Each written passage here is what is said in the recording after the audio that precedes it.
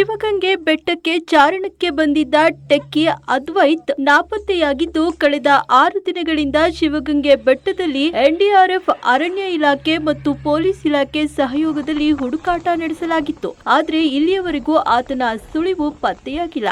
ಕಡಿದಾದ ಪ್ರದೇಶದಲ್ಲಿ ಹುಡುಕಾಟ ಮಾಡಲಿಕ್ಕೆಂದು ಕರ್ನಾಟಕ ಸ್ಪೈಡರ್ ಮ್ಯಾನ್ ಎಂದು ಖ್ಯಾತಿಯಾಗಿರುವ ಕೋತಿರಾಜ್ ಅಲಿಯಾಸ್ ಜ್ಯೋತಿರಾಜ್ ತಂಡ ಸಹ ನಿನ್ನೆ ಮತ್ತು ಇಂದು ಬೆಟ್ಟದಲ್ಲಿ ಹುಡುಕಾಟ ನಡೆಸಿದೆ. ಆದರೂ ಸಹ ಅದ್ವೈತ್ ಬಗ್ಗೆ ಕುರುಹು ಕೊಡುವ ಯಾವುದೇ ವಸ್ತು ಮತ್ತು ಆತ ಪತ್ತೆಯಾಗಿಲ್ಲ.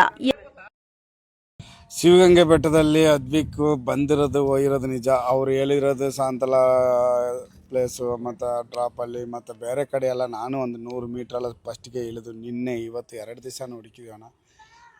ID ಕಾರ್ಡು ಕೂಡ ಕಂಡುಹಿಡಿದು ಹುಡ್ಕೊಟ್ಟಿನಿ, ಬಟ್ ಬೇರೆ ಅವ್ರದ್ದು ಯಾರ್ದೋ. ಆದರೆ ಅದ್ವಿಕ್ ಇಲ್ಲಿ ಇಲ್ಲಣ್ಣ, ಇಲ್ಲಿಲ್ಲ. NDRFನವರು ಅವರು ಇವರು ಎಲ್ಲರೂ ಸೇರಿ ತುಂಬ ಕಷ್ಟಪಟ್ಟರು. ಫಾರೆಸ್ಟ್ನವರು ಎಲ್ಲರೂ, ಪೊಲೀಸ್ನವರು ಕೂಡ ಈ ಬೆಟ್ಟದಲ್ಲಿ ಇಲ್ಲ.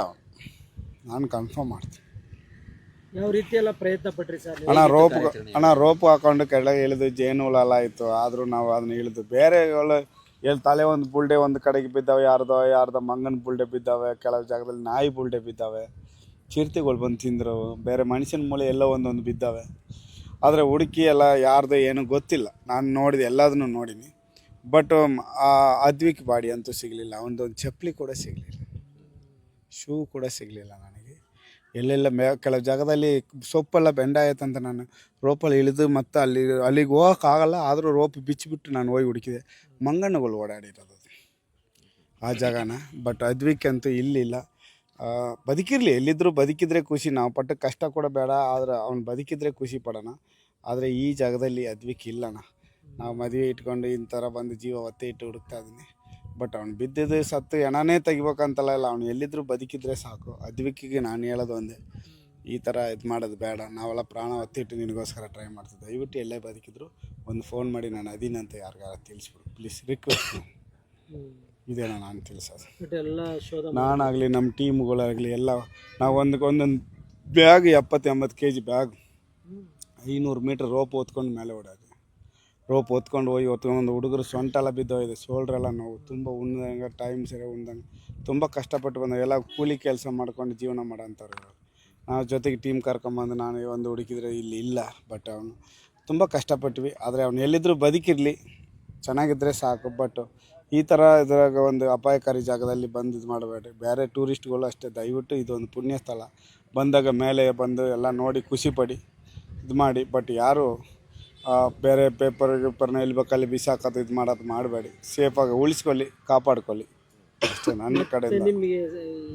NDRF, ಪೊಲೀಸು, ಫಾರೆಸ್ಟ್ ಕಡೆದೆಲ್ಲ ಸಪೋರ್ಟ್ ಹೆಂಗಿತ್ತು ಅಣ್ಣ? NDRF, ಪೊಲೀಸು, ಫಾರೆಸ್ಟ್ನವ್ರಿಗೆ ಒಂದು ಸಲ್ಯೂಟ್ ಅಣ್ಣ.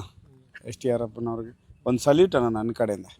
ದಾವಣಗೆರೆಯಿಂದ ಬಂದಿದ್ರು, ನ್ಯಾಷನಲ್ ಅವರು ಬಂದಿದ್ರು, ಎಲ್ಲರಿಗೂ ಒಂದು ಸಲ್ಯೂಟ್ ಹೊಡಿತೀನಿ ನಾನು. ಅವರೇ ನನ್ನ ಮೇಲೆ ಅಲ್ಲಿ ಕೆಳಗಿಳಿದ ಮೇಲೆ ಅಲ್ಲಿಂದ ಆಚೆ ಬರೋಕ್ಕೆ 5 ಅವರ್ ಬೇಕಿತ್ತು.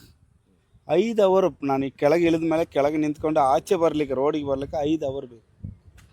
ಅಷ್ಟು ಕಷ್ಟಪಟ್ಟು ಬಂದೆವು. ಎಲ್ಲ ಬರೇ ಎಲ್ಲ ತೀಟೆ ಸೊಪ್ಪು ತೀಟೆ ಸೊಪ್ಪು ಅಂತೀವಲ್ಲ, ಅದು ಮುಟ್ಟಿದಟ್ಟಿಗೆ ಕೈಗಾಲೆಲ್ಲ ಉರಿ, ಮೈಯೆಲ್ಲ ಉರಿತದೆ ಅಂಥ ಒಂದು ಇದರಲ್ಲಿ ಅದು ಈಟಿಟ್ಟು ಮಟ್ಟ ಬೆಳೆದ್ಬಿಟ್ಟದು. ಅದ್ರೊಳಗೆ ತೂರ್ಕೊಂಡು ಆಚೆ ಬಂದೆವು. ತುಂಬ ಕಷ್ಟ ಆಗ್ಬಿಡ್ತದೆ. ಭಾಳ ಎದ್ದು ನಿದ್ಲಕ್ಕೆ ಆಗ್ತಿಲ್ಲ ನನ್ನ ಕೈಲಂತ, ನಡೆಯೋಕ್ಕಾಗ್ತದೆ, ಅಷ್ಟು ಸುಸ್ತಾಗ್ಬಿಟ್ರಿ. ಅಣ್ಣ ನಿನ್ನೆನಾಗ ಮೇಲೆ ಹೋಗೋಷ್ಟೊತ್ತಿಗೆ 11 ಗಂಟೆ ಆಯಿತು. 11 ಗಂಟೆಯಿಂದ 4 ಗಂಟೆ ತನಕ ಟ್ರೈ ಮಾಡಿದ್ವಿ, 4-4:15 ತನಕ. ಬಟ್ ಇವತ್ತು ಬೆಳಗ್ಗೆ ನಾವು 7 ಗಂಟೆಗೆ ಹೊರಟ್ಬಿಟ್ಟಿದ್ವಿ.